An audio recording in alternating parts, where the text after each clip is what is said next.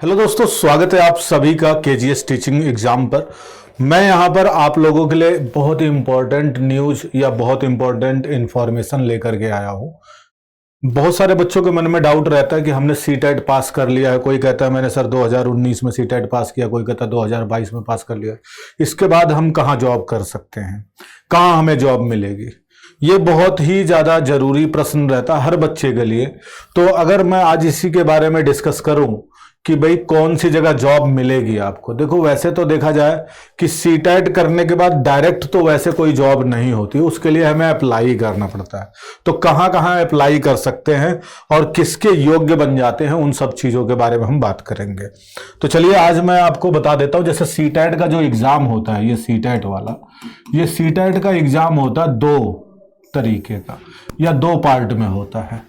एक होता है पेपर 1, है ना, और एक होता है पेपर 2।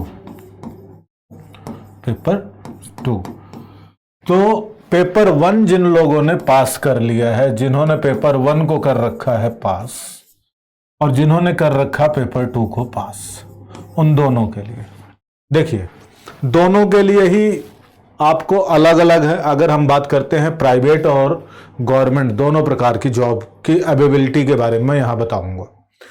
अगर बात करते हैं प्राइवेट जॉब की, तो प्राइमरी टीचर के लिए जो वैकेंसी प्राइवेट में आती है, पीआरटी लेवल की जो वैकेंसी है, पीआरटी लेवल की, उसको तो आप डायरेक्ट भर सकते हैं अगर प्राइवेट की बात करते हैं तो, ठीक है।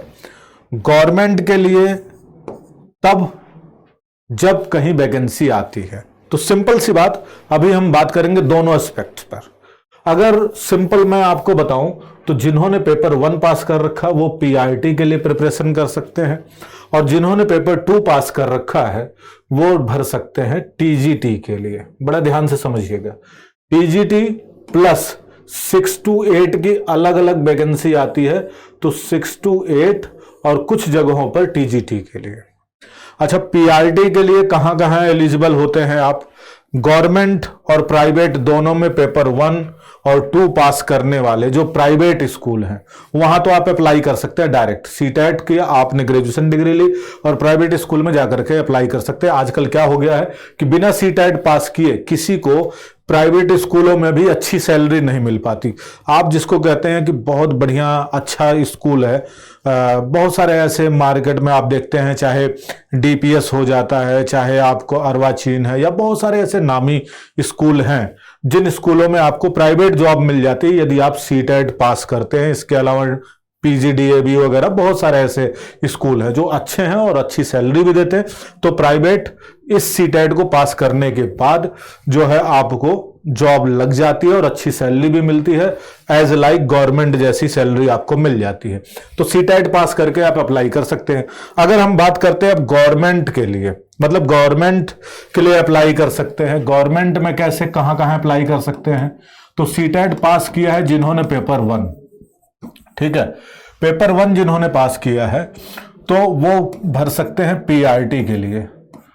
पीआरटी क्या होता है? मतलब प्राइमरी लेवल पे जो टीचर बनते हैं। और कहां कहां अप्लाई कर सकते हैं? पहले नंबर पे आता है भाई केबीएस, ठीक है। दूसरे नंबर पे आता है आपका डीएसएसबी। इसके अलावा तीसरे नंबर पे आता है स्टेट लेवल पर। स्टेट लेवल पर मतलब किसी भी राज्य में, चाहे राजस्थान है, यूपी है, एमपी है, ये सब राज्य में, स्टेट में सारे ही आ जाते हैं।